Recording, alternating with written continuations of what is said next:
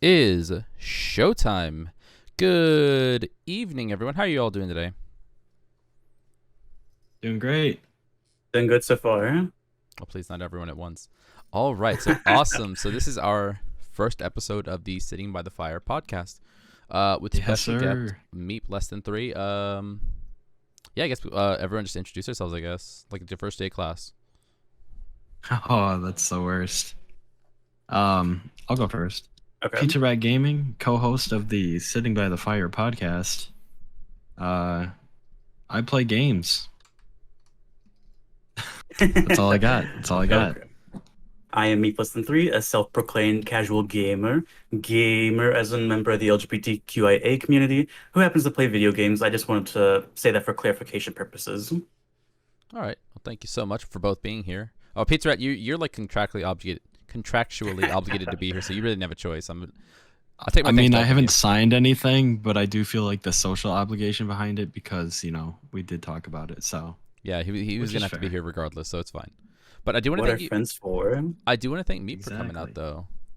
Thank Yes. you. It's actually Yeah, a really pleasure to be invited to something like this. Like, this is really cool. yeah. This is It the is an honor to have you as the first guest. yeah. You would be yeah. It's been really cool. I think I worked with you before, and it's a very pleasant experience. You were real like chill and relaxed. So yeah, I guess Meep, introduce yourself to the people. What do you do? Who is MeepLessThan 3? For those who don't know. I'm MeepLessThan 3. I'm like a small YouTube content creator. I used to stream on Twitch as an affiliate, but I, for the most part, dropped off Twitch for a few reasons. One, just being my normal living conditions. Two is that I'm able to edit and control the content I release into the world better with YouTube. If you or someone who watched my stream or videos, like roughly watched my first 50 videos, you can see a dramatic transformation in the quality of the work that I've done. So, needless to say, I've been pretty much learning as I go the entire way. I've been a content creator, so yeah, I'm mainly a Dead by Daylight content creator, and I do try to secret videos every single week. And I also do a bunch of other stuff that I have a lot of plans for. Okay, nice. Where can people find you who want to check out this content? What's the So, best place? so if you go on to, sorry, I'm socially awkward in nature, but We all yes, are. It's if you fine. search up YouTube or Twitter by my same name, that's on Twitch as well, you can find me at either of those platforms. And from there, you should also be able to find my Discord link as well to Meeps Peeps Hangouts. All right, awesome. I'll be able to get those linked in the chat in a bit. So yeah, really cool for you to be here. This is our first showing. Peter, anything you want to say before we really get and dive into some of the other questions? No, I'm just really excited to have this happen. Roman and I were talking about this for a while, and he said he had a few guests on queue, and then he brought up your name. I checked out your content and thought you were I a know pretty cool guy. So I'm like really surprised I'm the first one. Yeah, no. I mean, in terms of like DBD content, like out of everyone I know, I think you have you're such a like a to me it associates really well, or like it associates like very much. You're really into like the community, and you seem to be someone who's very into DBD. So I figured, why not? Thank you, thank you. Always appreciated. Yeah. Thank Uh, you. so I guess in terms of you said you previously did streaming. So what really was the inspiration to get you into streaming? Like, or who? I Okay, this guess. is this is the first like really long answer to this question, just fair warning. Yeah, no problem. So the reason I became a content creator was to get my voice out into the community. I had at the time thousands of hours when I first started in December of 2019 or 2020 from last year. And I first started uploading on YouTube on Valentine's Day of this year. Let's see. I would say after the anniversary event of last year, I started experiencing burnout from the game, so I started playing less and less over time. And as the Halloween event rolled on, which was the Eternal Blight event, it was kind of really disappointing. And I'm not sure, I'm sure that I'm not the only person who felt that way. While it did come with the new Blight add-ons and the cosmetics for survivors and killers, you couldn't earn a cosmetic through event currency, which was a staple of previous events, and the event currency was non-existent at that time. Two, they started awarding participation points to players who did not bring the event offering. Three, sometimes an event offering wouldn't even spawn in your blood web. So each event, I feel like they're getting more chintzy with the blood web offerings for the events. So that was a big like downturn. And plus four, this was right after the Black was released. So old Hex Undying, the original one, that could spawn your Hex Ruin 4 more times made the game just like really oppressive and annoying to play. And half of the games I wasn't getting enough or feeling enough satisfaction playing the game overall, and I don't think I was the only person who felt that way. And one night, I think I stumbled upon a content creator who was saying all of the stuff that I was thinking out loud on their videos. And they're a Dead by Daylight content creator. They're also a killer main and a hag main by the name of Space Coconut. They were the kind of like the main catalyst at that point, and that unknowingly made me want to get my voice out there because at the time I believed we deserved a better event as players and consumers of the game. And the lack of the winter events for like the past 2 years before then, and just the advent calendar in general, uh, it sort of like pushed me over the edge into wanting to create content just to get my voice out there. So yeah, it was mainly I think due to Space Coconut and what he was doing.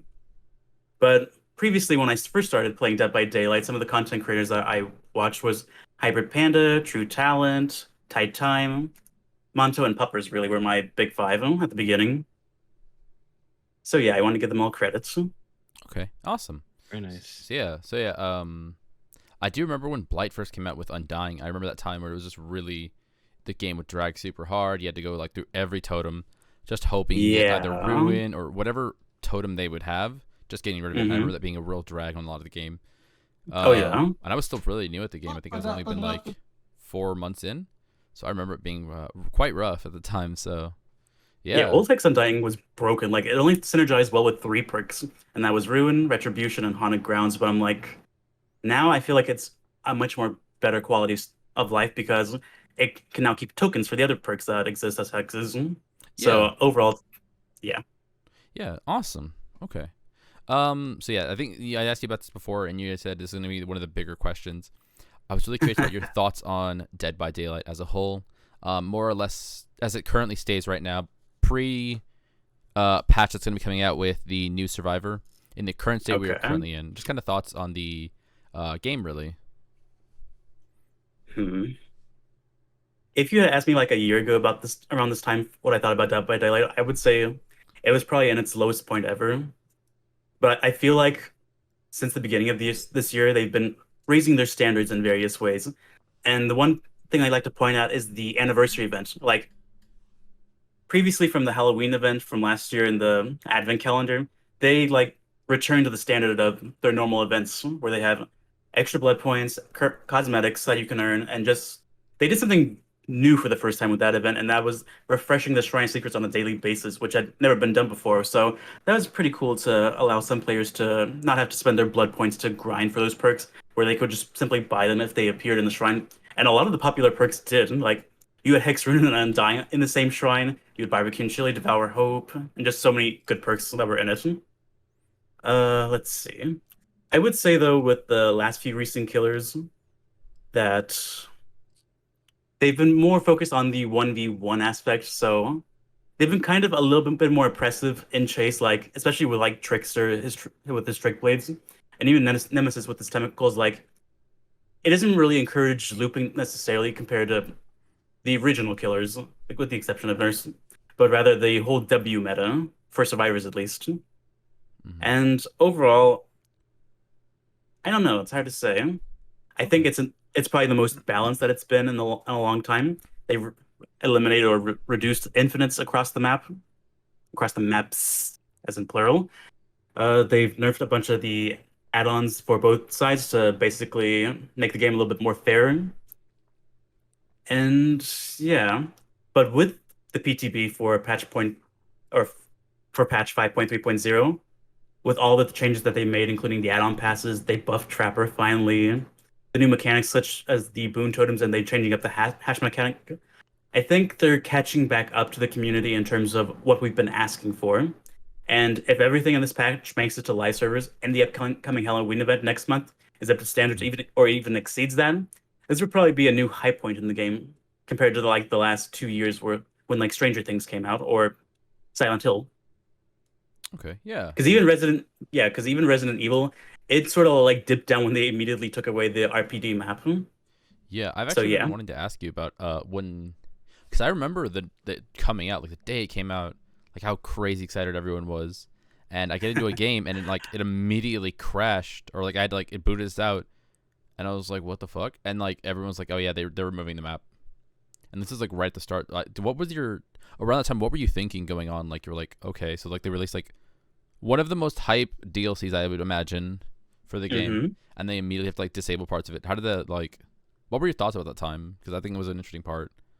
Mm, my thought is they didn't do enough Q&A testing of it, basically to ensure that it would have proper performance and just be able to contend with so many players wanting to play on it or not wanting to play on it necessarily because of the reception to it. But yeah, Okay, yeah. there's something else I wanted to add, but I've already forgotten. Oh yeah, no, it's Dang. you're always like really 100 miles an hour in your head, Yeah. and then you'll forget it real fast. No problem. Let's see. In I terms thought of it was like, pretty cool. Oh, sorry. sorry, go ahead, man. I was just gonna chime in. I was gonna say I thought it was pretty cool, like the whole Resident Evil, because you had all your like horror killers, which is kind of what the game's like based around. With the But this exception of was like Jason. right. But this was like your step of bringing like an outside game into another game, which was like a huge. I mean, like I know I was excited for it because me and my friend used to play Resident Evil back in the day, and once I heard that they were bringing that, I was like, oh my god, this is gonna be crazy. And then yeah, it was a little bit of a letdown when they ruined that Yeah. down, but Okay, now I remember what I was thinking in that. With the patch 5.3.0, they were going to introduce the kill switch basically for whatever something went wrong. And so I think that's overall a good way of isolating problems with the game and just being able to improve it. Hence, with being able to kill switch maps, for instance, like that, without having to do a patch necessarily. Okay, yeah. So Another, yeah, another big thing I've been wanting to get your thoughts on is the rework of keys, which has recently got announced that they're going to be changing the way those are going to be working with. You can't just instant port out of a map. It has to be one person left before those even spawn. What are Right. your are you happy about it? Like, how do you feel about like just the rework of keys? I know there's a lot of people who have a lot of different thoughts. yeah, it's a heated contention between both sides of the community. And so, let's see. On the one hand, I can see the point of it being able to make it spawn wherever it's only one player left. But on the other hand, I feel like instead of doing that, they should have made it to where the key only works for the one individual who's using it, because right now there are no other items in the game that affect all survivors in such a powerful way that the key does. So I feel like they should have changed it to where only the player who has the key can escape with it, and it just closes right back up afterwards. Okay, yeah, Yeah, but I feel like though now with the only spawning with the last survivor, you want to have more killers trying to select for the 4K in most situations. But I will say though that it opens up to fair play for the race to the hatch at the end, because neither player will know where it is until the very end. yeah. I know that's a thing with a lot of killers who will just be like, I already know hatches, kill like a slug, kill the other person slug, or just kill really close to it, and they're instantly able to instantly basically close it on the person. So yeah, I Yep. know it can be a thing that happens a lot to a lot of people. So it's an interesting change, and I'm excited to see how it's going to go forward, being affecting the game really. Oh yeah, for sure. All right, it's kind of a smaller question, I guess. Are you more of a killer or a survivor main? I think I'm roughly an equal split on both sides. Although when I'm playing by myself, I tend to often prefer to play killer more than survivor. Obviously, if I'm playing with friends, I'm playing survivor, but I mainly only play with friends because it's more fun and interactive playing with friends than solo queuing necessarily, because you have yeah. some people to talk to and just have normal conversations. Although I will play solo for my like Eyes on the Shrine series, for instance, which I do on a weekly basis, by the way, when the shrine resets. Okay, yeah, And yeah, yeah. That's another thing. I also want to. I've always another heated contention point in the community is always oh, is it cheating if you are playing with friends, or it's cheating because you're using comms? That's not built into the game, so you're cheating. Where do you stand on that? Like regards to like using comms, survive with friends, stuff like that. It allows you to like coordinate very well, I believe, or in my opinion, allows you to yeah. coordinate kind of really well. In some situations, like especially with very high experienced killers necessarily. I think your only chance of escaping at times is through the coordination of Survive with Friends. I don't think it's inherently evil or necessarily toxic or bad or anything like that because it's a part of the game, even though the mics aren't. But you can't necessarily outside of that game stop people from using like Discord, for instance. So I think it's all fair games at this point for that particular aspect. Plus, there's so many content creators who make content with their friends. So I'm like, if you shut them down, then you basically shut down your marketing and advertising for the game, which behavior will never allow. Yeah. Although I can understand the frustration because previously, when I've been in situations, I remember this one time on the old Thompson house, there was a hook right next to on the side of the house, and the X gate was right there, for instance. And I kept trying to hook this one survivor, and the other three kept body blocking. And basically, through their coordination, I had to forcibly let go of the survivor. They got off my shoulder, and they all escaped. So I can understand the frustrations of the coordination, but even so, like high experienced solo queue players, for instance, they can do the same thing, just more intuitively rather than directly with coordination verbally. Yeah. Okay. Nice. I do think I- though that some way that the killer should know that people are in a spy with friends, like maybe having like a chain linking them together in like the loading screen or something. Like a heads up, like, hey, the art, like a group. Okay.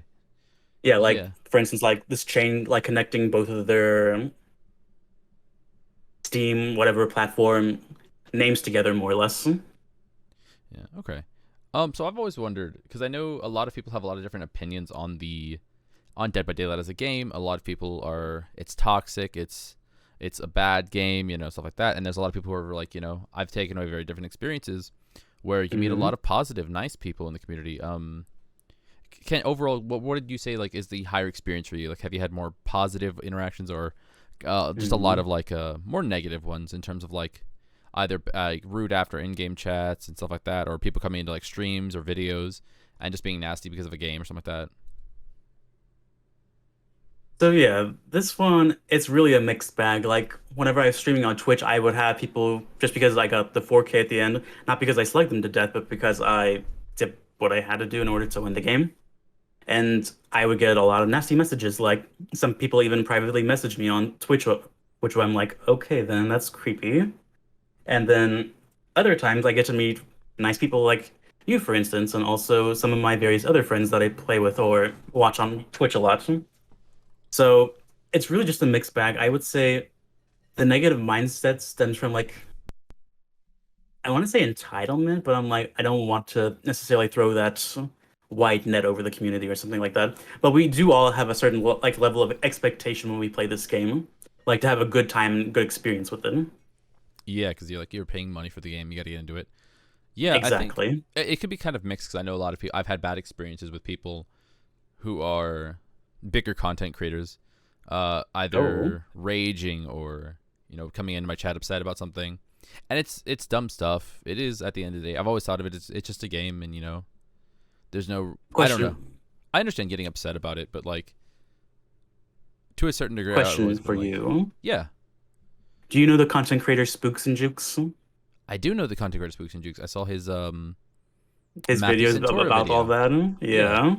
yeah, I saw that. I thought it was it's interesting because with Matthew Santoro, that was a big creator, like a massive creator coming over from YouTube to a hmm community where, in my mind, I don't know. Sometimes I don't remember how big the DBD community really is coming in here, and I think he represents what I would almost imagine is kind of the worst parts of it: the entitlement, the rudeness, the bad attitude about it, and that's a lot where I see sometimes from other creators. And this isn't calling anyone out. I realize that you will play this game and you're gonna rage. You're just going to rage at one point. At some point, you're eventually going to rage. Yeah, and if you have people in chat taunting you, actively trying to provoke that, you are going to eventually you're gonna crack. That's just being human. Exactly. But in the terms of, I don't know, I don't feel like it's fair for me to say he's the exception because he's bigger. He should just have thicker skin. But when you see his attitude about it, his mockery of smaller people, I don't know. I think Oh my God, it's yeah. bullying. It's essentially punching down at creators who may not have a platform to punch back up at. So what Spooks and Jukes does is pretty cool. I think it's really cool that he's essentially acting as a moderation for this, because not a lot of people knew about it. I didn't know about it. I didn't even know who Matthew Santora was still around on the internet. Exactly. I didn't know who they were either. But I'm like, damn, their behavior. It was like really scummy, and it was it's just a lot. Like, I think it represents a lot of the bad attitudes a lot of people have. If you watch a lot of like rage videos, those are really popular. But if you watch a lot of those, it's a very similar cycle of, oh, I lost, rage, be mean in chat, be shitty, report. Oh my god, the fact that he fucking reports every single person, like almost each game, is just like, dude, I'm like, this is why the report system doesn't work. Yeah, honestly. I mean, at that point, there's like more to look inside than there is to the community, because not everyone's going to be cheating. There's actually, I really haven't ran into too many people that I think are actually like cheating at the game, and to like have that just preset mindset when you go into a game that you're just gonna sit there and report everyone is just, I don't know, it's kind of crazy. Exactly. Yeah, I think I haven't reported someone since like I barely started the game like a long time ago, back in I think early 20. I mean, there's times 20, I think. Yeah, there's times where you get like face campers or like proxy campers, and I mean, at that point, there's really not much that's going to be done, so you kind of just have to take it with a grain of salt. I mean, it is the game, essentially. If it wasn't supposed to or if it wasn't a possibility, there would be some kind of mechanic against it, but it's just one of those things that the game offers and people will use, so... Yeah. It's been a long time since I've gone against the basement bubba, for instance, relating to that. Yeah. I had one yesterday. Where we couldn't find the killer the entire game, and we started freaking out, and we're like, "Oh my god, where is he?" And at one point, my friend is like, "What if it's a basement bubba?" And I thought, "No, what are the odds?" And we were like, "Fuck it, we're not gonna check. We're not even gonna risk it." We get out, and it's one with like Insidious, like every like perk to make sure so we don't know he's down there. And I'm like, we're really glad that he didn't go down there, because you do it and you get messed up. So I don't know. There's stuff like that I think is fun. I don't know. I've played killer a decent amount of times, where I understand like the mindset of like getting to the end of a game and like you're going to like a forward escape and you're just like, oh fuck, man, dude, this sucks. And the temptation to be like, especially if you play like Leatherface or like someone who can easily deal with like face camping, to be like, fuck it, why not? I just want to secure the 1K at least. I get it. I understand. Pretty much, yeah. I don't think maybe when I was younger in the game, I used to get like more upset about it. But as I got like a little further, I kind of like reason out like, oh hey, well the game went, the gens flew in their face, so I understand it. I get the mindset. It makes sense that you're going to just like, camp, or you're going to proxy camp if like the team, especially if you can tell they're kind of well coordinated, that you're maybe just play a little like, oh, maybe I'll just tunnel a little more. Maybe I'll just. I've done that before, and like one of my videos not too long ago, I think it was a Shrine video, in which I was playing Michael Myers on the Dead Dog Saloon, and basically they were just popping those generators so quick. Like, I kid you not, 4 gens popped within 3 minutes. And it's not because I was doing anything wrong inherently. Like, I had broken all the necessary walls in order to do well and cut off infinites. And I had downed, like, I think maybe 3 hooks at the time, which I'm like, holy crap. And so I had one person who was on second hook, and I kind of waited for them to die. I hate to say that.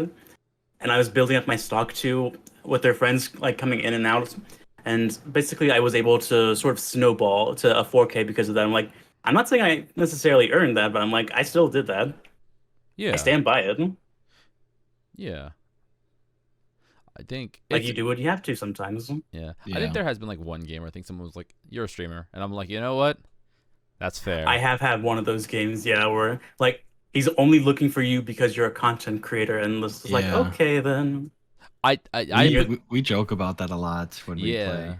We've talked about that a lot, where we're like, we'll be joking, and then we'll be like, oh dude, this fucking killer sucks, and then we'll be like, oh hey dude, you're the killer, oh GG's. Yeah. It happens a lot where like you never really know. I don't know. I've always tried like the idea that I know that someone can pop into my chat, and this is in some ways it's like you never know who they can really be.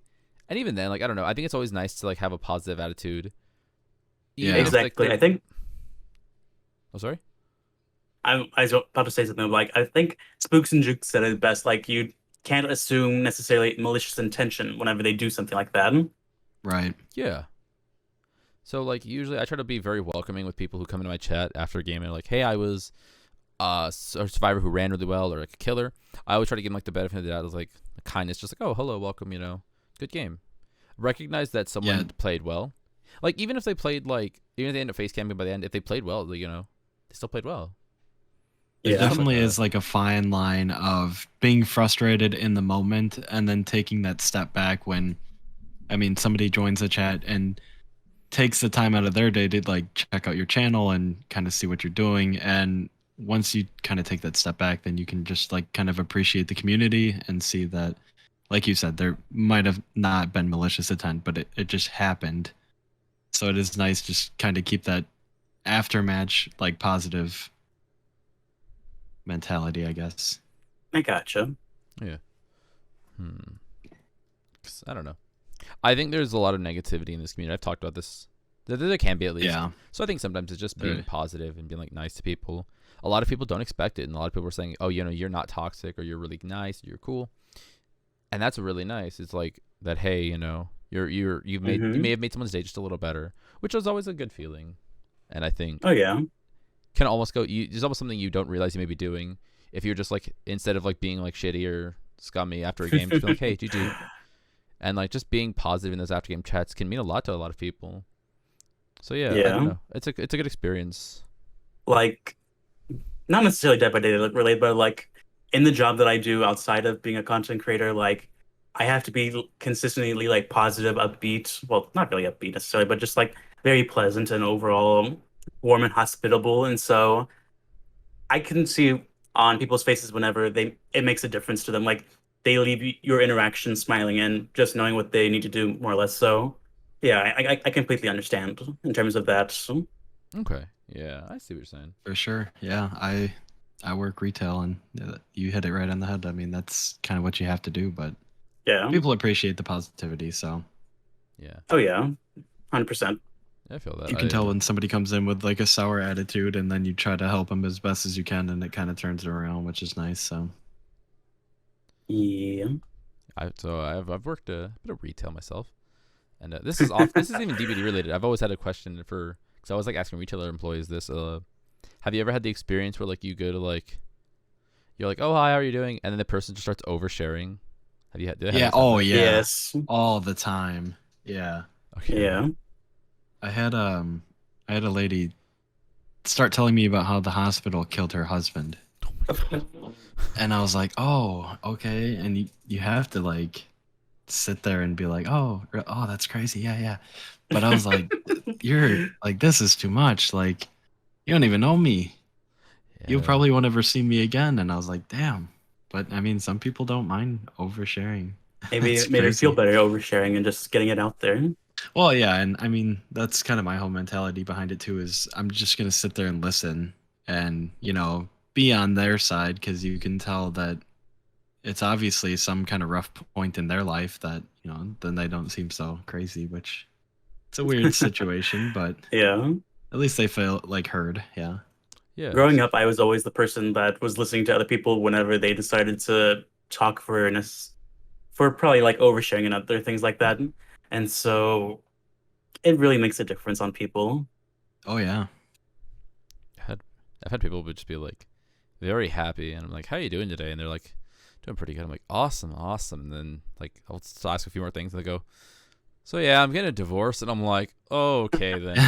And it's always a bomb too. I Yeah. never, because I'm never expecting it, and I'm always just like caught off guard, and I'm like,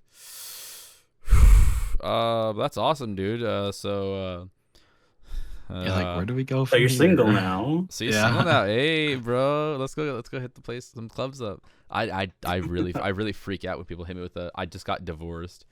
That shit is. It is weird. Yeah. That shit is. I guess there is like a sense of like freedom for them, I'm guessing, especially if guess. it's like getting out of a bad relationship, but you're like, That's true. Yeah, whenever someone comes up to me with that, I'm like, I always ask, is it good or bad? And depending on what they say, it's how I respond. He needs to know if he's like high five them or pat him on the back. Oh no, Yeah. I'm the same way. Yeah, you kind of have to walk on eggshells before you get like the feel of their side of the conversation before you really start digging into it. Oh yeah.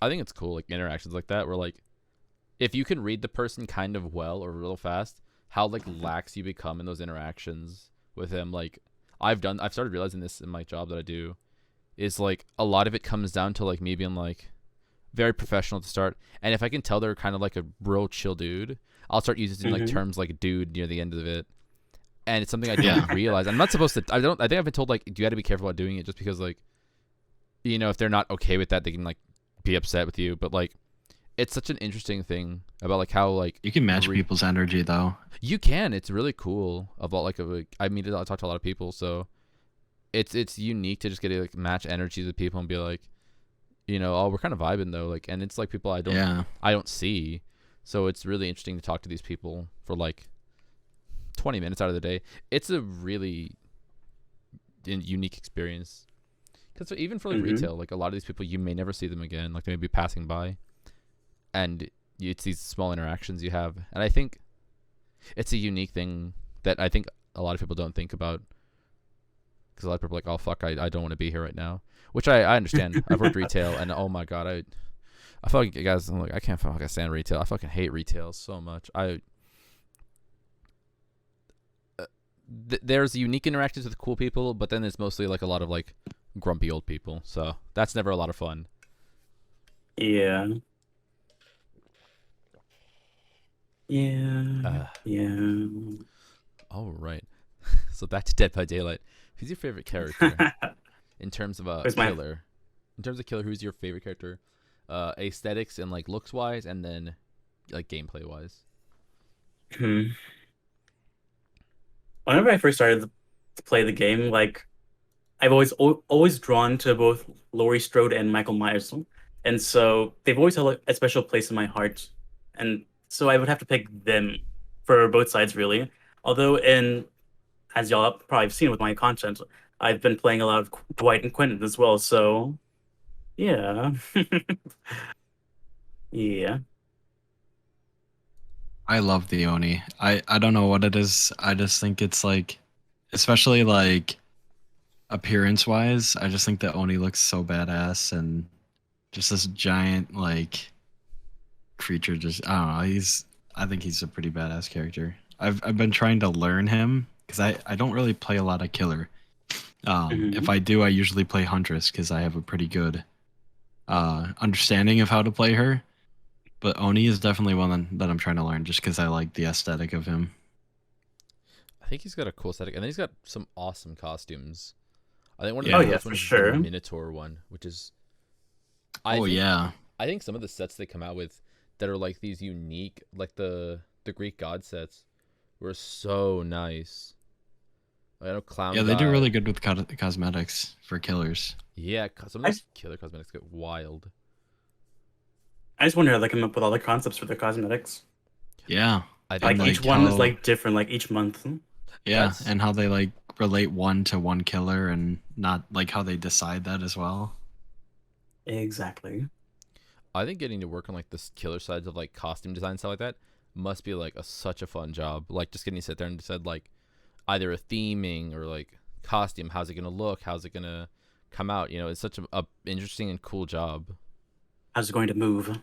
How's it gonna move? How's it gonna look? Stuff like that. What is the Yeah. weapon? Weapons are always so cool in these because you got to design like unique weapons for it, and especially on like those Greek sets, you get like really cool looking things. Let's see. In terms of story, do you have a killer who's like story is like really like cool to you, or you'd want to see like like a movie of it, or just something like that who you're very compelled by? Oh, that's a really on the spot question. Mhm. Uh, that's a really good question. Yeah, Like I wasn't expecting that. Like my favorite killers always tend to be the licensed killers, more or less. So I'm like, they already have their movies, so Yeah. yeah.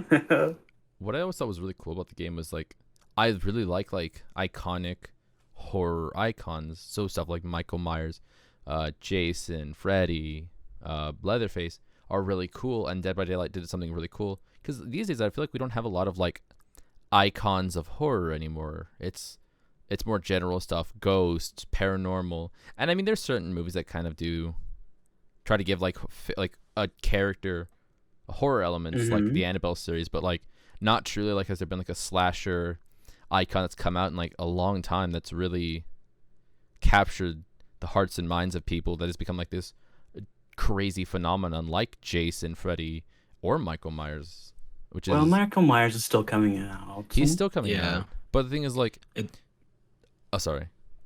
Oh no, I was just gonna say it's kind of like the superheroes too. Is I mean they're all kind of out.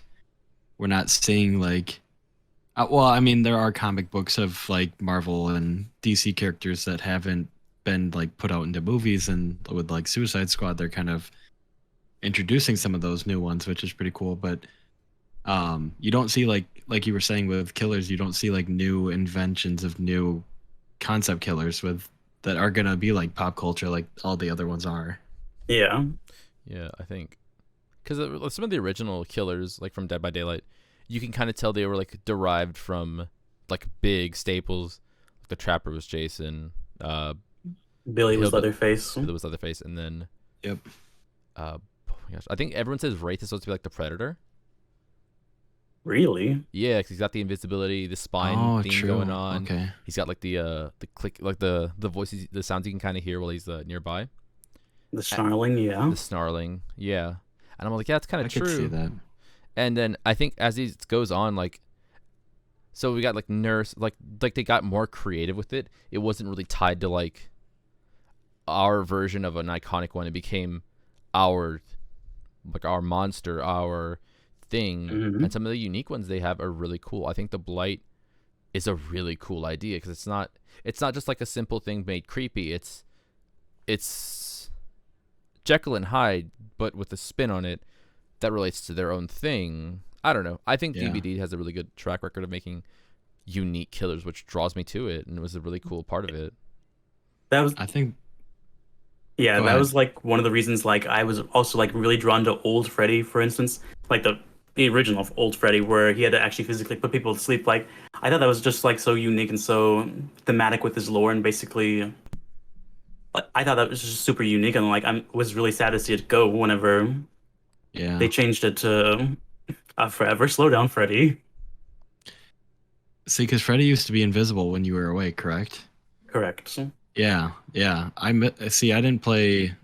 I played Dead by Daylight a lot, probably a couple of years ago, and then Mhm. I took like a really long hiatus just because other games came out, and it was one of those things that I wasn't really learning how to play the game too much. I was just kind of playing it because of the horror aspect, because I've always been a big fan of like the movie killers and stuff like that. But once I got back into it, I was like just on the edge of like Freddy being newer, but then they were coming out with the next killer, and I was like, wow, it's like he's invisible. You can see the grass moving, but Mhm. it's like, yeah, that is a crazy concept. And the second you go to sleep, then you're like, oh, there he is, got to run.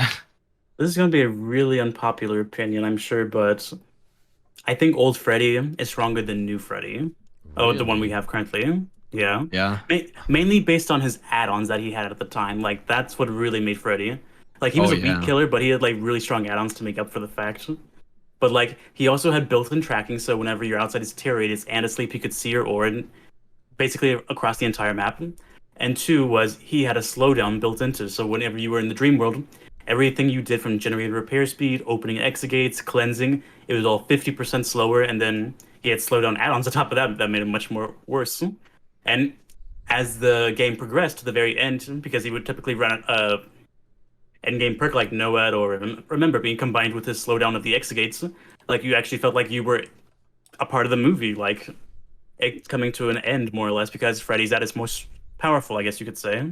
That's Yeah. another thing I've always liked about the Dead by Daylight is it very narratively can feel like you're in a horror movie with Mhm. you and three others have to get out before the killer can kill you all. And I think it can have a very unique feel to it when it essentially comes down to this cool like a mini movie, like a narrative Mhm. spread out, depending on the killer, depending on their style, depending on what perks they're running.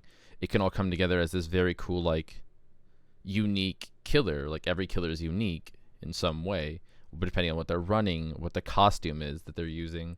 And I think it's a really cool thing that I don't think I think about a lot, but every now and then I'm like, oh yeah, like there's so much to this in terms of the maps, in terms of the killers, the survivors, what they're wearing, what they bring. It's a really unique experience.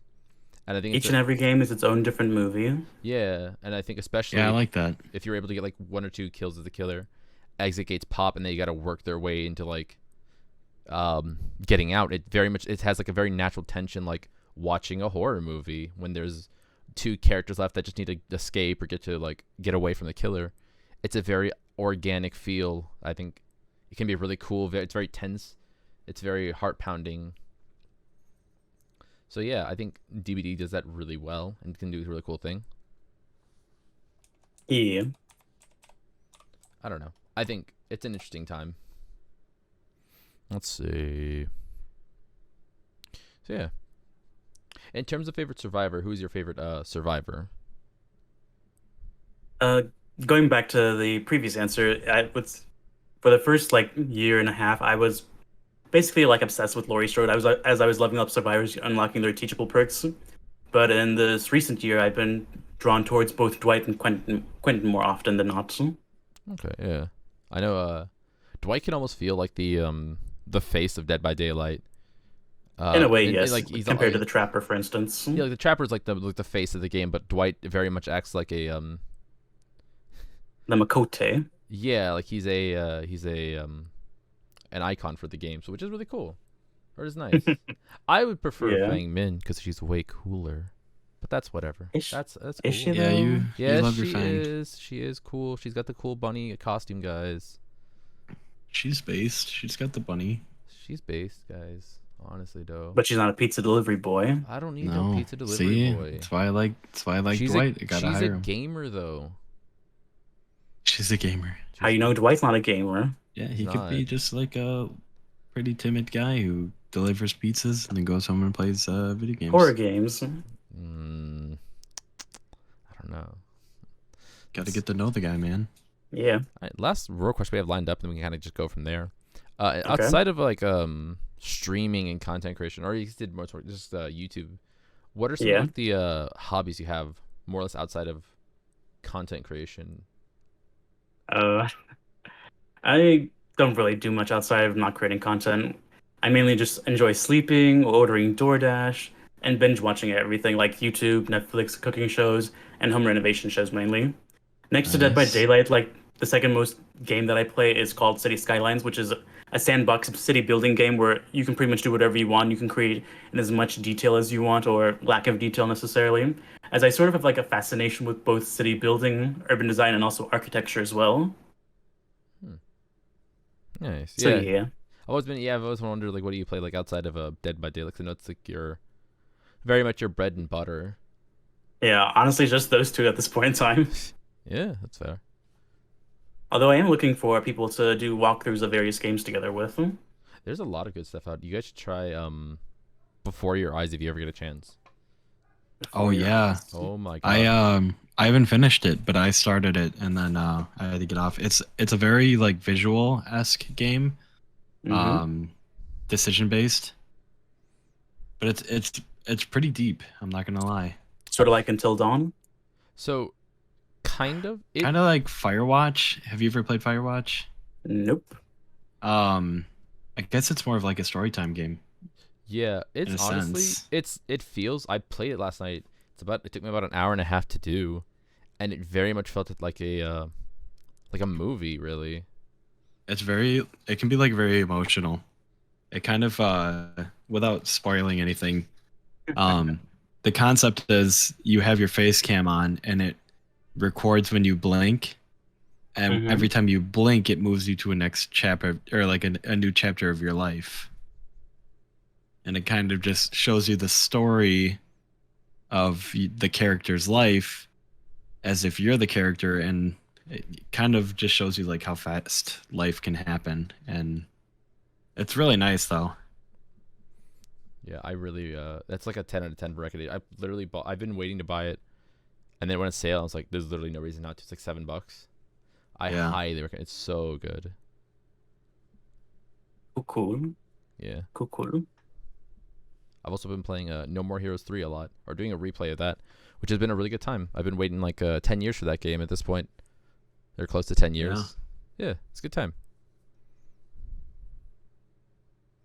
I've been my friends and I did a stream of Bigfoot I think like 2 or 3 days ago, and that was really fun. That game is crazy. It's kind of like a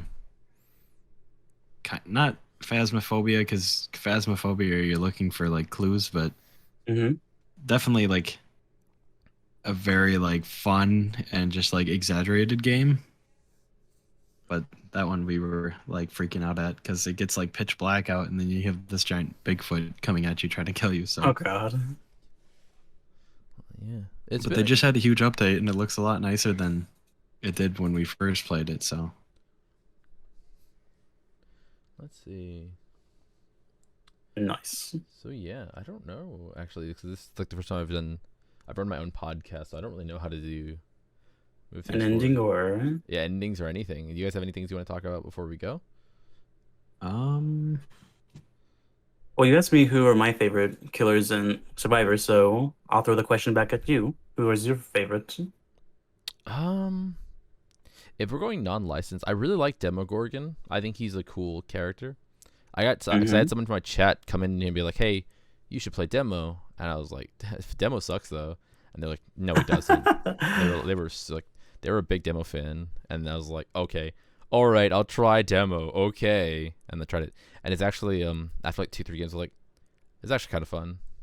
I like Demogorgon. yeah, it's not bad. Huntress, I had a good time with her. I'm not good at playing her. Like, Huntress is my blowing off steam character. If I have a bad set of games, I'll literally just go play Huntress so I can like eerie head people.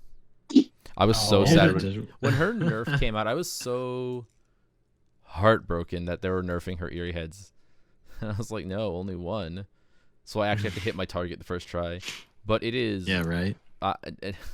It's kind of funny to watch, like, hit one person with an eerie head Huntress hatchet, and then have them immediately DC. I've had that happen a crazy number of times, where the second they get hit, insta DC. It do be like that sometimes. It do be like that. So that's a lot of fun. What else? In terms of survivor, or in terms of killer, I did a bit of Ghostface yesterday, and Ghostface is also a lot of fun, especially with Devour Hope. So I feel like I feel like a stalking lion in the grass, especially on like the backwater swamp map, where like totems like tucked away in the corners. That's a lot of fun. Now that I was having a great time playing him, so he may come up as another favorite. But for now, I think it's gonna be Demo, Huntress, and then survivors is Fang and Jane. Fang and Jane? Yeah, Fang. I like Big the booty Judy. big cake Jane. I love her so much. She was my I bought her on PlayStation, leveled her up really fast, and then I switched over to PC, and she was like the first thing I bought. I didn't even play Plague. I just bought it solely so I could have Jane. Nice. So, yeah. You, Pizza Rat? Huntress, I mean, definitely favorite for the killers just because that's who I know the most. I always find myself playing Claudette. I always like the healing aspect of her character. I've gotten self-care for a lot of other characters. Nice. More so because I don't feel like gen progression gets... There's a few games that gen progression doesn't even get done with my team, and that's kind of how it is when you play with randoms. A lot of people go for saves rather than gens, so my thing is kind of run off, heal myself, and people can keep working on gens a little more, but yeah, killers, Oni, Huntress, yeah. Nice. Going back to that self-care topic, like, I'm the person who runs the healing perks on the team, so I typically will always run like We're Gonna Live Forever and We'll Make It Together, and I cannot tell you like how many times like having one or the other has made a huge difference, and having both of them up in those critical moments, like, say for instance, like, your friend vaults the Killer Shack window. Okay, they're down and they're on your side of the checks, and then the killer then goes to both break the pallet and then vault the window, and by the time they're done with that, I'm already having the survivor up, and And so it's just a really cool thing, and especially with like the boon perks coming out, like it's gonna be a lot more fun. Yeah. Oh, that's true. It's coming out. Yeah, Um, those are gonna be crazy. yeah, soon. Hopefully, this is probably gonna be a lot of fun. Guys, can we just really recognize the top dog healer perk autodidact? I've been recently That converted. you've had recent like yeah. I've been playing a bunch recently as a joke. I started as a joke because I had a friend who swore by it as a joke, and then I ran it to make fun of him, and then I was like, "Hey, yo, wait, this perk actually kind of slaps though." So I got like really into it, and the thing that sucks is I literally end up with most games like 3 stacks or 4 stacks. Yeah, that's the thing. Like the games go by like so quick pace, and autodidact goes by so slow sometimes. So I'm like, it doesn't catch up with one or the other a lot of the time. So yeah, it do be like that. Yeah, it feels bad though. I'm like, God damn. I remember playing one time with friends with Aftercare, Autodidact, We're Gonna Live Forever, and We'll Make It.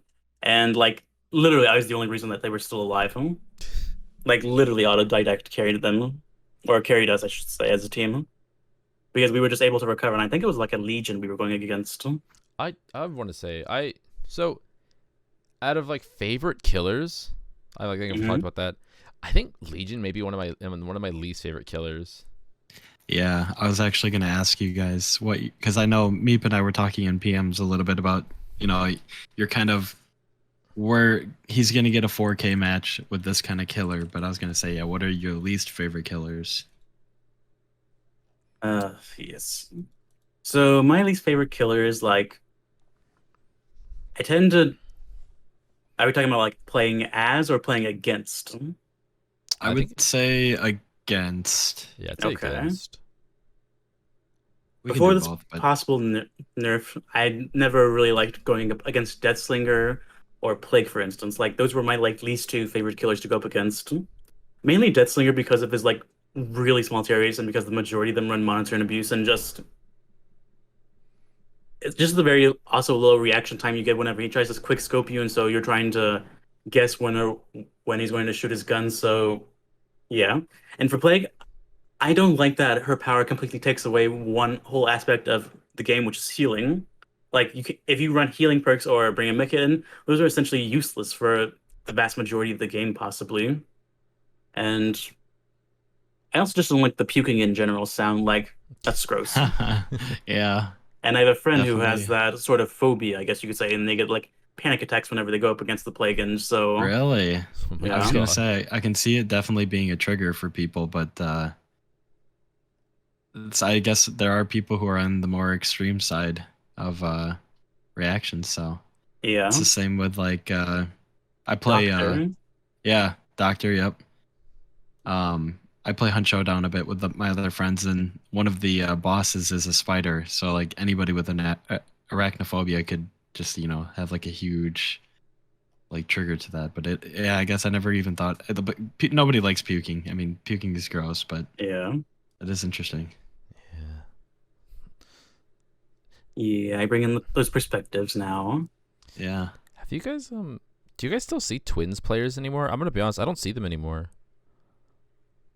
I probably haven't seen one for like a solid month. I haven't No. seen one for probably around a month, honestly. Yeah. I haven't Yeah. fucking seen anyone playing Twins Well, anymore. that's also because I play less of the game and only play whenever I need to do content more or less. Sure. Wow, Meep admits it. He's a sham. He goes, I actually don't play the game. No, He no, goes, no, no. He goes, I'm too good Let me for tell these you something real children quick. The video less you games. play the game, the more you appreciate it. That's how it works. Yeah, it's true. You can When you lose play too much, you get appreciation. burnt out That's Yep. fair. Fuck me. and frustrated. I did that fucking 1,000 games, and that shit destroyed me at the end. I needed to take like a week off of the game just right after I finished that because I was so exhausted about DBD. Because the last like Mhm. 100 games I grinded out in like maybe a week or so, and it felt really good to finish. Jesus. But I was like, I'm done. I can't do this right now. That's crazy. And it yeah. was like literally like 9-hour sessions a day. Just like a ton when I Damn. wasn't working. When I'd have a day off, I'd be like, all right, time to grind. And I'd grind for like 9 hours and get like 30 games in, which feels good. But like at the end of it, you're like, I'm so tired. I would be up to like 4 a.m. So I don't know. Looking back, I think I'm doing it again. I think I've talked about this with some friends. Doing it Mhm. again, taking some into the criticism I heard that we got and trying to like factor that in. But But for the most part, I was happy with how it turned out. And I want to do something like that again because it was just cool to contribute to the community for the time. And I'm excited to see what's changed since I guess since Nemesis. Is Nemesis Nemesis was released, I think, near the end of it, to just see if that's really changed a bunch, or like who's like really dominating. Because I don't see a bunch of Huntresses either. I feel like I see a decent amount of Legions, Wraiths, some Trappers, Bubbas. Freddy. I don't see a lot of Bubbas. That's another thing. I think I like yesterday was one of the first times I've seen him in like what feels like a while. Mm-hmm. I see some Plagues every decent amount. I don't see any like Myers or Ghost Faces at all. I don't see Ghostface anymore. Myers every now and then. Pinhead I see a decent amount because he's still kind of new. Yeah. Let's see. Pyramid Head decent amount. Trickster decent amount. Lots of Nemesis actually. Yeah, there's a lot of Nemesis. Nemetic. He Nema fat. Nemetic. He Nema tall. Thanos boy. I haven't need to ask you, Meep. In terms of like, because you're I think I talked to this right before. You're kind of like an encyclopedia on a lot of the stuff in the game. Mm-hmm. I've always had this theory that like Nemesis was very much crafted with beginners in mind, and a lot of his perks, a lot of his like playstyle, very much complements if you like are very new to the game. Do you believe the same thing or? Well, you have to remember, like the Resident Evil franchise is like really huge, like bigger than Dead by Daylight. I would arguably say, just because of like their decades of being out longer than Dead by Daylight, and so I can see that perspective of they wanted to mass market the characters, and so thus their perks, because a lot of the times people would purchase the DLC more than likely, and then start playing, and they would play their favorite characters, and so I can see that perspective of them creating these perks and how he plays for a beginner, I guess you could say. But like he's also just like for Nemesis in particular, he's pretty viable, honestly. And like you also get the passive pressure of the zombies, and that can never be like understated, except if you're on Midwich and they get stuck trying to fall down. Oh yeah. Yeah, I always like to say whenever they're like stuck in the little corner next to that drop down, they're just hiding from the serotonin injector. Yeah. But yeah, I can see why that's yeah. Yeah, no. I was gonna ask, who do you think is the most difficult killer to play? The most difficult killer to play. It's not Trapper. It's not Wraith. It's not Hillbilly. It's not Myers. It's not Huntress. It's not Clown. It's not Legion. That's a good question, honestly. I think a lot of it goes into their power and how effective it can be. Like, for instance, like Pinhead, for instance, a lot of his change that spawn in the environment, like you have no control over that. It's like RNG generated, so you're kind of left at the mercy of the game to decide when it spawns and where it spawns, for instance. And so I can understand. Plus, trying to do your possessed chain attack can also be quite difficult, especially depending on the maths that you get, for instance, and how good you are with the killer. And the same thing goes with the nurse, for instance. Like, it takes so much muscle memory to fully grasp the nurse and how each of her add-ons affect her power in different ways. Like, for instance, like how long you hold your blink whenever you have both, or one of the range extension add-ons, but that as a downside, it increases your charge time as a result of that. Or just like fatigue, for instance. It's just, there's so many like variables that go into taking into consideration that. But I would say it would probably be Pinhead and Nurse are the hardest ones. Okay. No.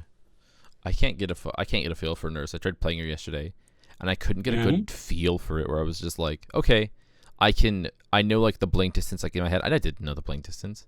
I would literally just get lucky, or I would hold it for too long, and I would like short blink, and I'd be like, wow, I got a headache for nothing, and then that can like, really sting. Especially if like you're doing a decent team.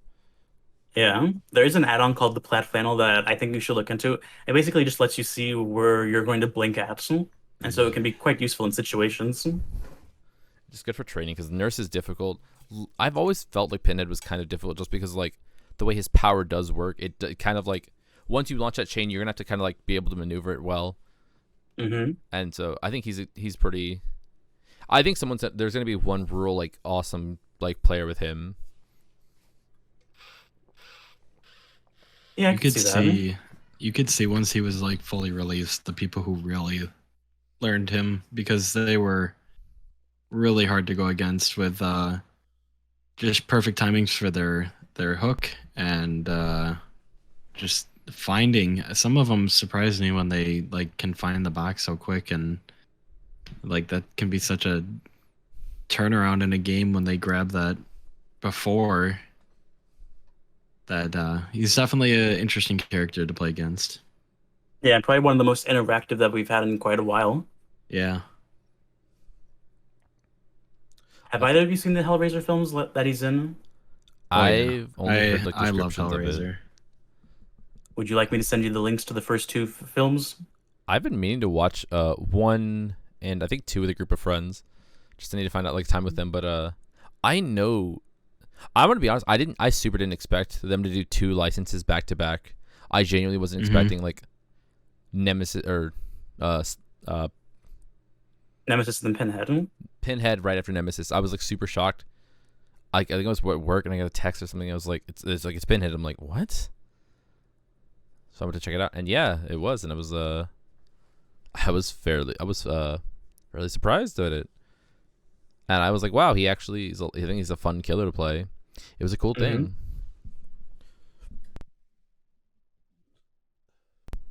So yeah, let's see. I know I've told Roman, but Walmart's doing like this collector's editions of a lot of horror movies now that we're into like end of September at the October. time. Yeah, and now we're into October. And I don't have a lot of DVDs just because, I usually just stream things, but now I'm like be nice to have some physical ones and one of the ones that I picked up was actually all the Hellraiser movies. And I've All watched 10 of one and them? two. It's a whole the 6 movie collection, I guess. So I Okay. must be missing a few, but it has a good amount of them. So I've seen the first two. I'm kind of moving my way through them. I know I was kind of watching a video about Hellraiser just in general, and it seems like the later ones kind of get a little iffy, but that's with Yeah. scary movies in general. So I feel like with some of the later ones, like I want to say like maybe 5 through 8, like I feel like they didn't know how exactly to end the movie. yeah. But the first four actually, yeah. God, it's so hard being socially awkward. But yeah, the first four were decent, or you were just interested in see how they were going to play out story wise. Like Yeah. especially the one where they're in space for like part of it, like the Bloodline. Yeah. Isn't Yep. that four or Um. Yeah, so 4 is the Bloodlines one where they're bouncing back between old France and then modern day and then in the future when they're on spaceships. I It's think really weird. I think a lot Yeah. of horror movie franchises even the iconic ones have always had that issue of like the first two movies are really good and then they Mhm. really don't know what to do with the franchise and then it kind of gets bad. And I can't Right. really think of many franchises that like break that rule. Cuz I know it happened with Jason. Like the first one, I think first one I've heard is people say the second and third ones. I don't know. Jason's actually kind of a mixed bag. I've heard mixed things about his franchise. Michael Myers, I hear it gets pretty wacky. Yeah. Leatherface, I don't even know what's going on with Leatherface movie wise. There's some weird shit going on. It was like a 2018 Leatherface movie. There was like an art house film or something like that. Didn't really have Leatherface. Freddy hasn't had a movie since 2010, and that one was Yeah. debatably. It was literally just you can watch the first one. Oh yeah, the classic 19 whatever ones were better. Yeah, I think the first two were good. I don't know what after that. I heard three. Some of the Freddy ones. I think Freddy stayed a little fresher than some of the other killers because they were willing to change it. I think him being such a lively character made it so that it was never like a dull movie with him, even as the Yeah. later ones kind of got worse.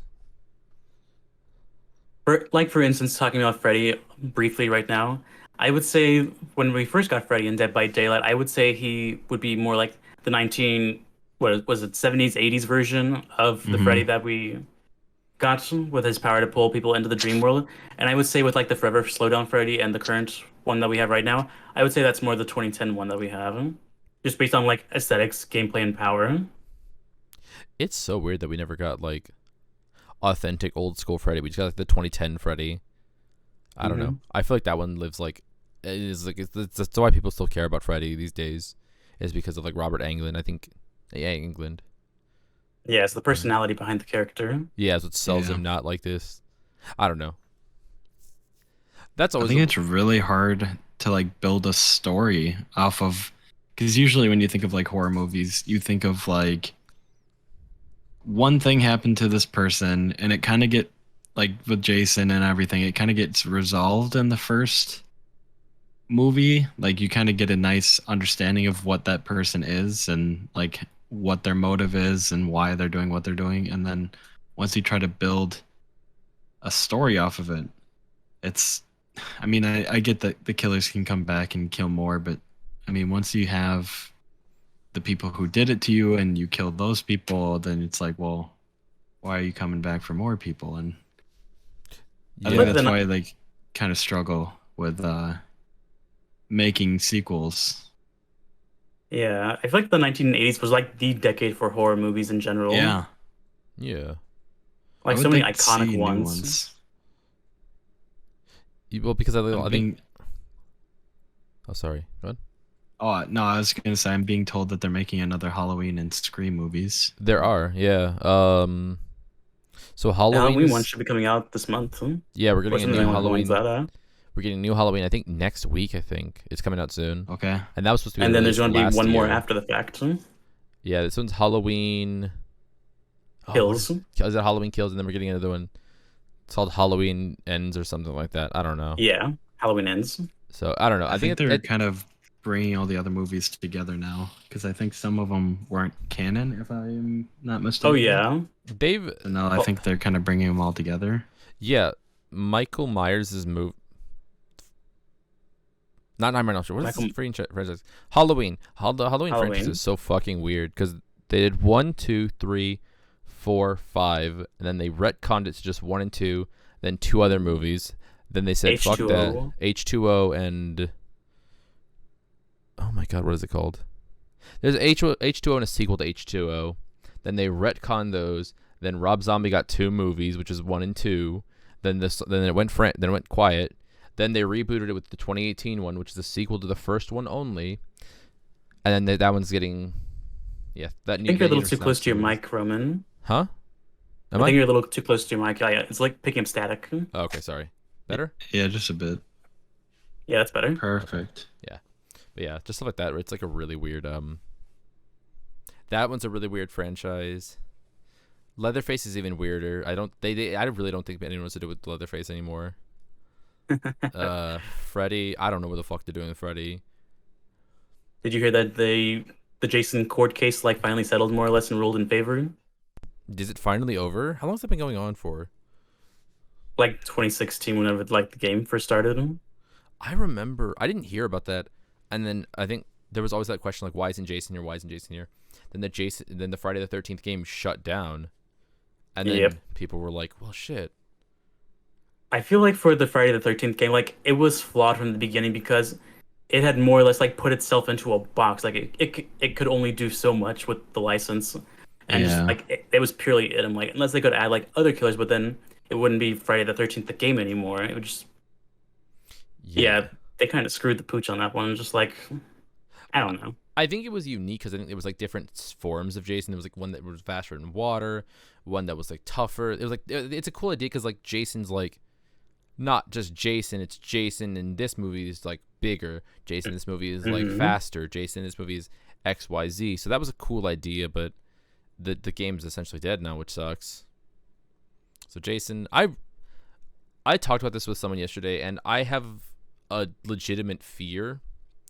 And Meep, you may disagree with me, and I want to. If you do, let me know. But okay. I have a fear because sometimes I feel like DBD can do. So like DBD is so big, and I think a big part of that is because it's unique, right? There's nothing really like it. I think it has a unique gameplay style, but also a big part of that comes down to like its licenses with these icons of horror, like with the ones we talked about. Mhm. And I think what I was talking about with someone is, it's kind of scary if they end up getting Jason, because it would make it so that there would never really be a way for a competition to ever like truly sprout up. Because I think the closest DBD ever had to competition was like the Friday the 13th game, Mm-hmm.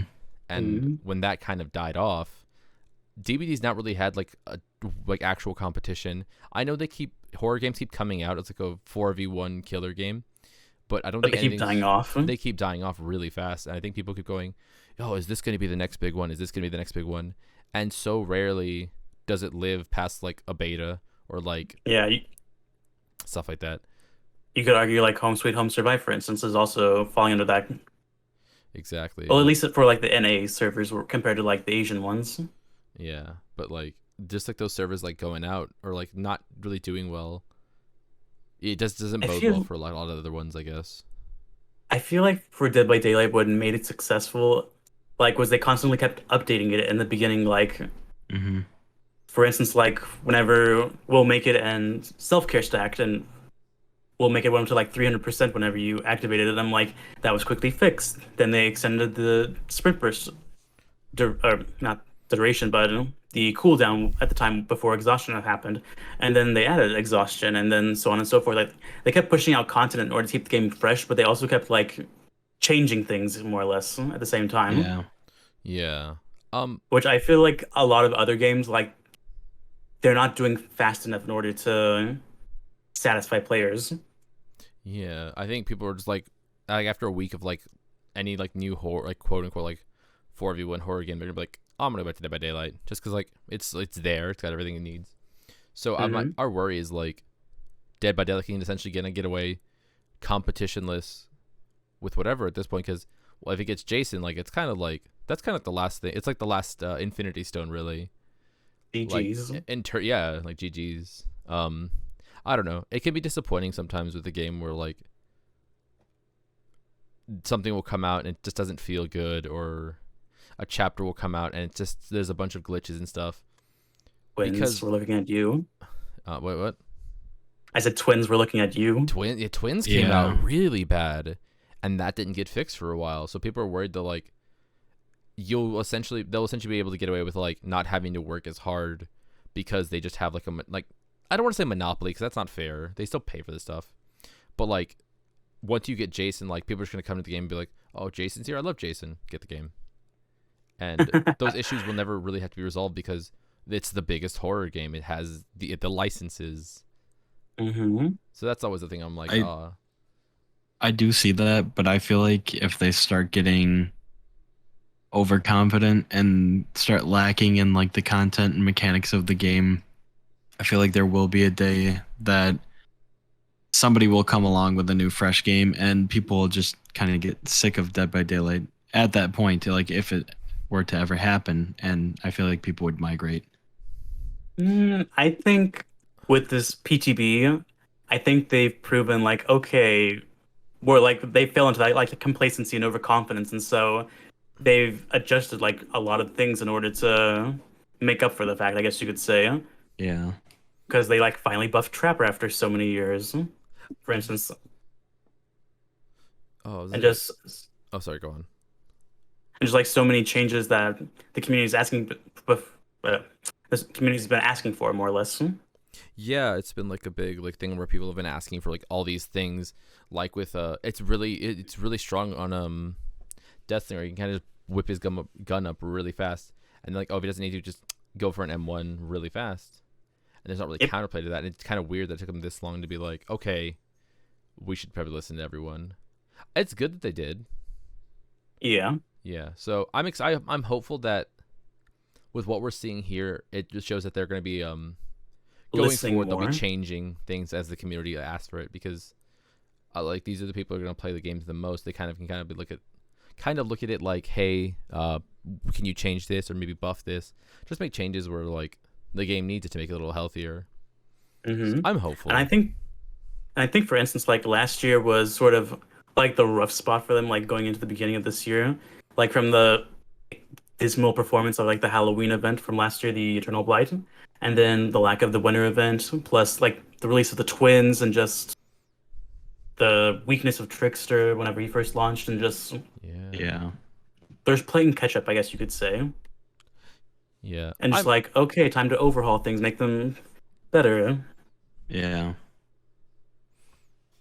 yeah, I think if they kind of start changing directions with things like that, like just listening to community, I think things can get better. And I'm excited to see like how they did choose to improve and stuff. And hopefully some of the stuff that comes out later and later is going to be a little more refined and work a little better, because I don't know. I think sometimes it can be really rough. Like Binding of Kin was like a really bad time where it's just like Yeah. content comes out, it's broken, and then we have to kind of No be map. like, yeah, no map or anything. It's just the killer survivor, and it's something that we have to basically be like, hey, so you guys gonna fix the content you guys put out? And they're like, oh yeah, sure, yeah, of course, yeah.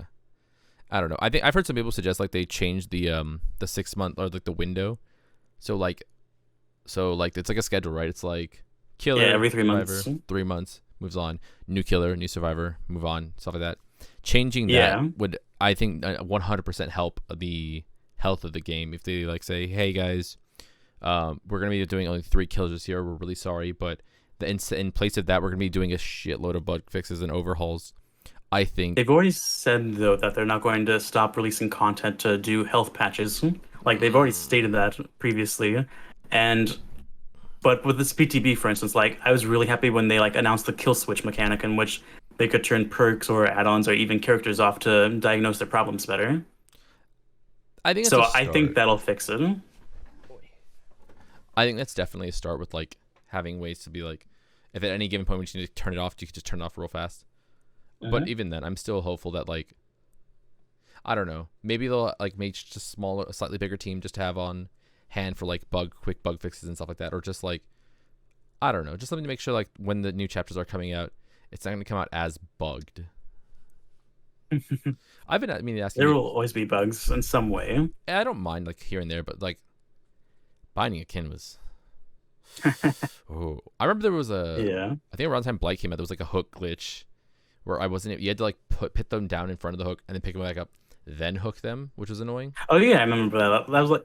That didn't last that long, honestly. It didn't, but I remember that. I was like super frustrated because I was playing Killer at the time, and it was really weirding me out because I was like, why am I having to put them down? Yeah, so that Yeah, was exactly. that was a bit annoying, but hey, got through that. Do you remember the hook tech? The hook tech? I Yeah. Slash exploit. I only started playing the game I think right after Pyramid had dropped, so I'm still Okay. fairly new. So basically, it was a survivor thing in which you could walk up to another survivor, go to attempt to unhook them, and during that like animation in which they're recoiling back after you let go, you can walk through their body to the other side of the hook. And so you could basically get the killer to hit the other person, so you could avoid taking damage, and so could rescue the person safely. And also, for instance, whenever they would go to hook a survivor, you could immediately get behind the person on the hook, and you could bounce between both sides so the killer couldn't hit you, and so it would force them to hit the kill, not the killer. It would force them to hit the survivor that was on the hook. So, yeah, Yeah, I can actually say I didn't know about that. yeah, I know. I think was it swiveling hooks were added a couple of years ago or a while ago.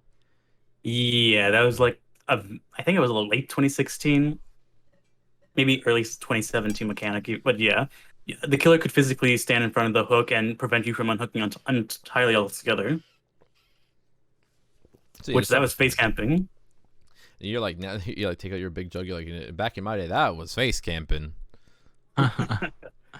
Yeah. No, I think Dead by Daylight's such an interesting thing. Cause I know like when it first dropped, it was like busted. There was like the brand new part situation where you just insta pop a gen. So it's cool to see how far it's come. That reminds me of another point. Like autodidact.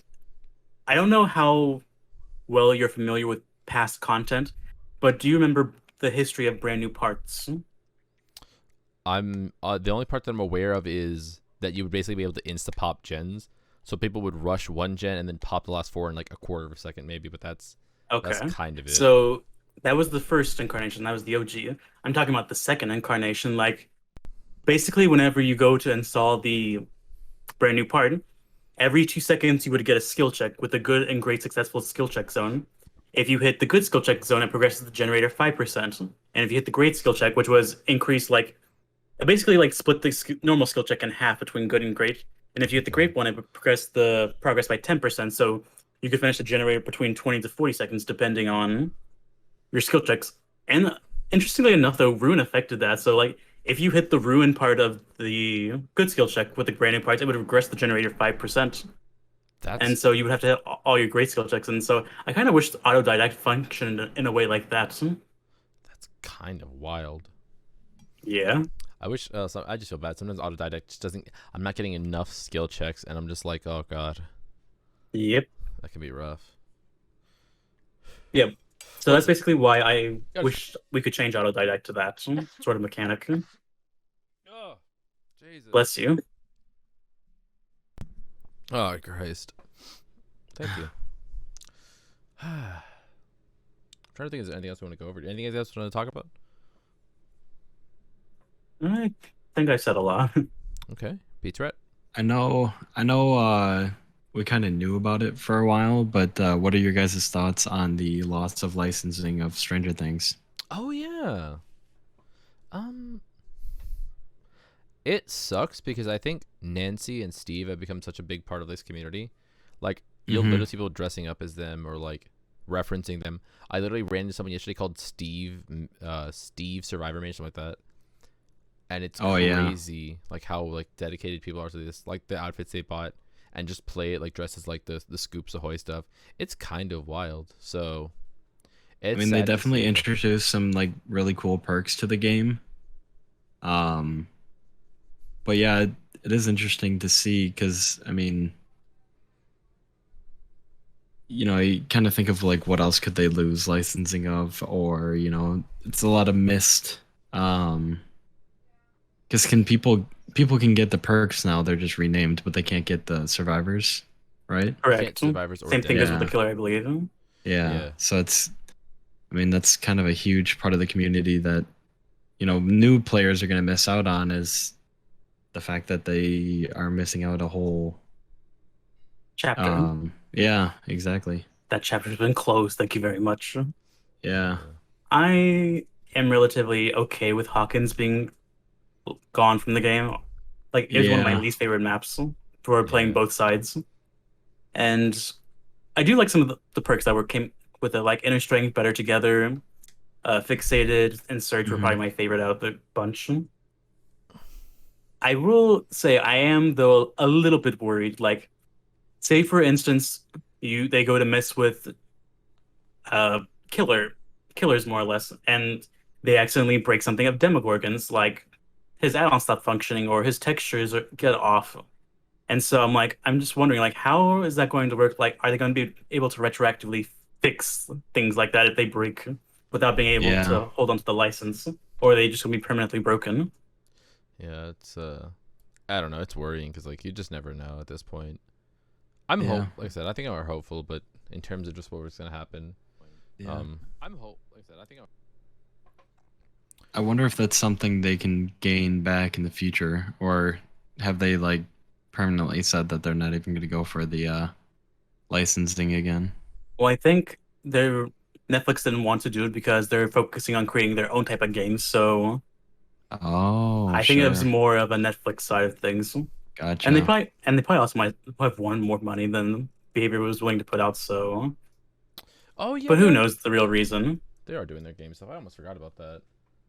Yeah, I mean they kind of started off that way with like game renting, which is crazy because I remember like renting games from Netflix when they'd like send it to your house. And now they're fucking up my video games. Unfortunate. Right? Yeah. Good times. But yeah. Let's see. Yeah, it is a shame, but guess they all have their own motives. I didn't know that they were starting their own service, or trying to at least. Yeah, I think they're So gonna that's be interesting. running it kind of alongside their streaming stuff. I mean, it may work out. I'm curious how that works. Are there going to be Netflix streamers now? Oh. Oh God. Oh fuck. YouTube, Twitch, Facebook, and Netflix. Look, I'm already a Twitch streamer, guys. My life is already rough enough. Please, I can't be a Netflix streamer. Right. Imagine. I mean, I could see it though. You could be a Facebook streamer.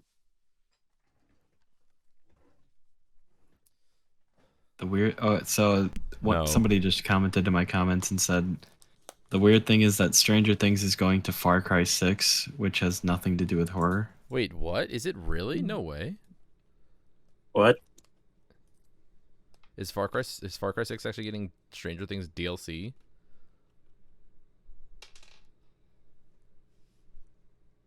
Answer us, Pizza Cat. Yeah, no, I'm waiting. They have an Really? expansion, yeah. Wait, Far Cry 6 isn't even out yet. What the fuck? Guys, okay, so I'm gonna go on a rant, right? It's completely. You guys don't even have to. Kinda well, rant. I'm gonna fucking rant. Go for it. Guys, I fucking, you know what? Fuck Far Cry games, guys. I fucking don't like Far Cry so goddamn much. I played 3. 3 is good, right? I played 4. I couldn't really get into 4 as much as I got into like 3. And I played 5, and 5 is okay, I guess. I wasn't actually crazy about 5. But the Far Cry games, look. So they had something going with 3, right? 3 had Vaz, and Vaz was like the fucking highlight of the game. Everyone's like, "Oh, dude, Vaz fucking kicked ass. He was the best part of the game, right?" So what do they do? What does Far Cry? They go, oh my god. They try to replicate the Vaz formula, and so every game that's like centered around the villain is like the main selling point. This was in 4 with Pagan Min. This is in 5 with Joseph Seed, and now they're doing with that actor. I don't know his name. He was in Breaking Bad though, and it's a unique strategy. And I'm genuinely curious if they're gonna keep doing this going forward with like bringing these high budget actors in as like the main like these to play these like crazy charismatic villains. But you know what, guys? Fucking truth though, Far Cry games mediocre at best. It's like a 5. I can agree with that. I haven't played many of them, but from what I've seen, they are just kind of very extreme games. But I don't know. I said, have no comment. Actually, Said Far Cry 6 has been bad since Ubisoft just focused on pumping out half-baked repeats every other year. They don't even try to make graphics look good anymore. it's Yeah. literally just a game to get made. Yeah. I've always fucking disliked those kind of games where it's like, this is the brand new Call of Duty, the brand new Assassin. Fuck, you know what? While I'm fucking here, you know what? I hope someone can clip this. Fuck Assassin's Creed. Assassin's Creed is bullshit. It's not fun. No one's liked it in years. When's the last time you heard someone say, "Yeah, I'm excited for the next Assassin's Creed game"? You don't. You Yeah. don't hear it because no one likes them. And you know what? If someone says I do like them, no one likes that person. Wow, Unpop- Roman. Unpopular opinion, but I think that's kind of how Halo is too. Okay, The Halo games have really gone downhill. I can agree with you to a certain extent. I think 3. I mean, there still enjoyed. is a community. Reach. I enjoyed.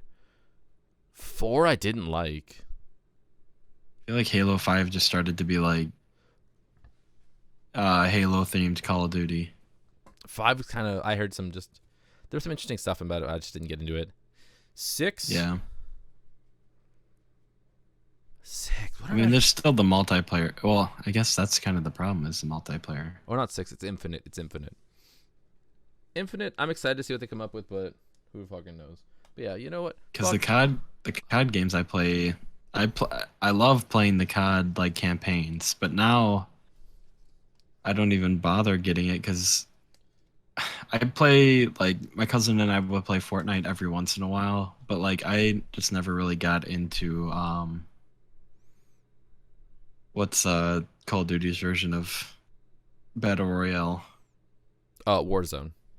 Yeah, Warzone. I never got into it. Yeah, that's fair.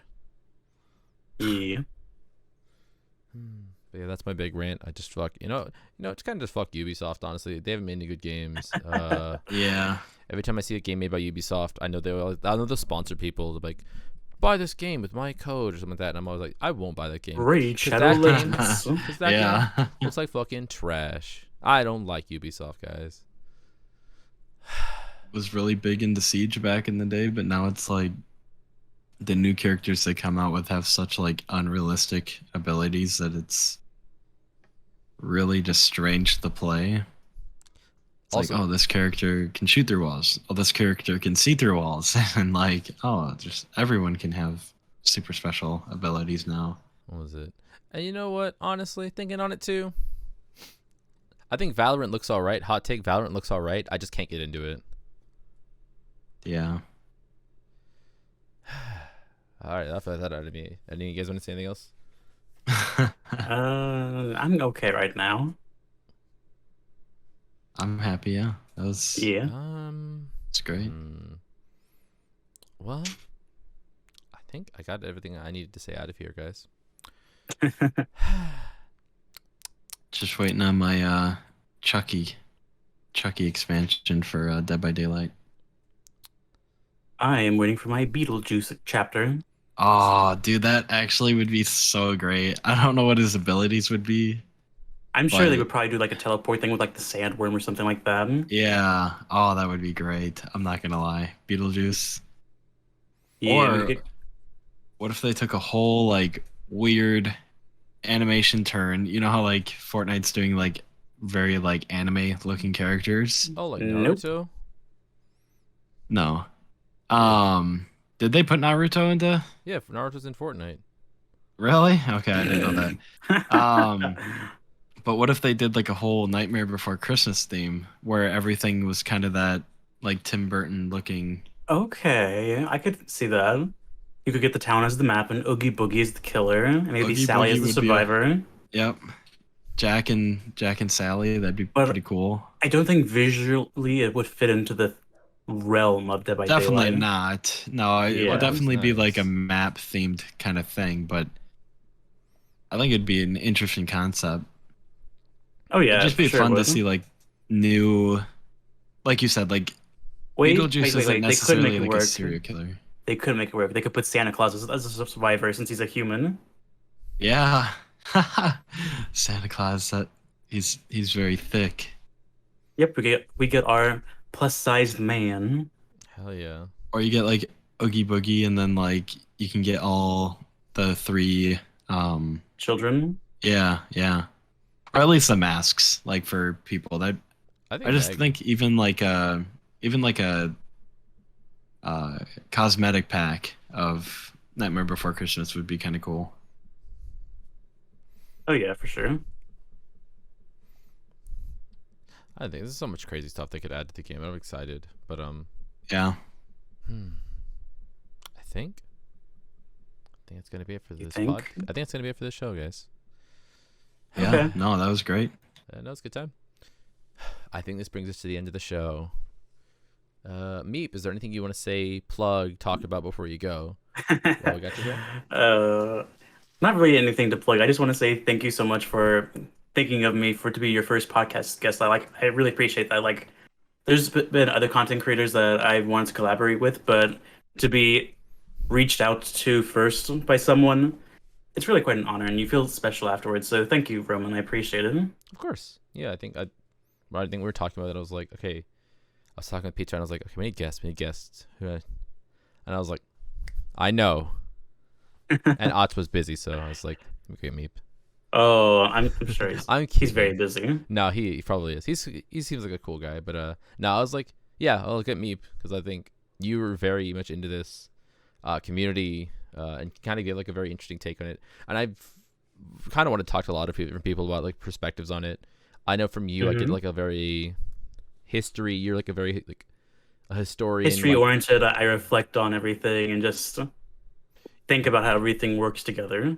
Yeah, so I think it's cool to have you on. I've been reaching out to other people for future episodes and kind of get those planned out. Just to see like what people have to say, like from terms of like some smaller creators to some bigger creators, just kind of seeing like for those who do like the game, those who don't like the game, just kind of different perspectives. Which I think is interesting to get to talk to people Right. with. So I'm glad you were able to come out today. Thank you. I appreciate it. Thank you to Pizza Rat for co-hosting. Yeah. Thank you for coming on. I know I don't have the magnitude of following that you two have. I just started streaming not too long ago, but I'm glad that you were more than welcoming towards me. And, you know, even though I have a small following, but I'm hoping to, you know, I just like the idea of people getting like smaller streamers getting more exposure and like smaller Recognition, YouTubers yeah. and yeah, and just kind of the light of it. And I like the whole idea and the networking and the community behind all of this. So it was like when Roman asked me to be on it, I was like, yeah, that's super cool. And then when he said you were going to come on, I was like, all right, so nobody cares like where I'm at on the spectrum of having a following. And I was like, well, that's pretty refreshing too. So I appreciate you coming on. Appreciate Roman for having me as a co-host. So it'll be fun. I think what were we planning? Like almost every other week, probably. So yeah, I think we were planning to go. We're gonna shoot for 2 a week. I think originally we were gonna do 2 this month, and then he brought it to my attention that hey, one of the weeks I have off is Halloween, and I was like, fuck, we have to get someone. So I got someone booked for Halloween day. We might end up needing to shoot that one a day early for the 30th and just release it the 31st on YouTube. I'll let you know, see how plans change for that. But other than that, I'm trying to get in touch with the person for not next week, but the 16th showing. The 16th. If not, I'll let you know. We could just skip it, honestly. And then I have some fill-ins if you wanted to do it. Otherwise, we could try doing like just a big stream. Yeah. And I can always reach out to content creators if you want. That'd be awesome. Yeah, just let me know. Just because, so I'm trying to get a hold of them. I think they've been probably busy. I think they were talking about like doing some stuff, so they're probably busy. If they can't make it, I'll see what I can do. Hopefully they can. And then I think probably 2 for November. December might be kind of a weird month just because it is the holidays, so that might just be a one show. And then hoping to hit January running with 2 shows probably just 2 going forward unless that changes or plans get moved around. But yeah, for now I think I'm pretty confident just having the month planned out mid-month from the previous mid-month. Stuff like that is nice. But yeah, thank you so much, gentlemen. I am going to hop off for right now. All right. And I thank you for your time. Yeah, no Thank problem. you.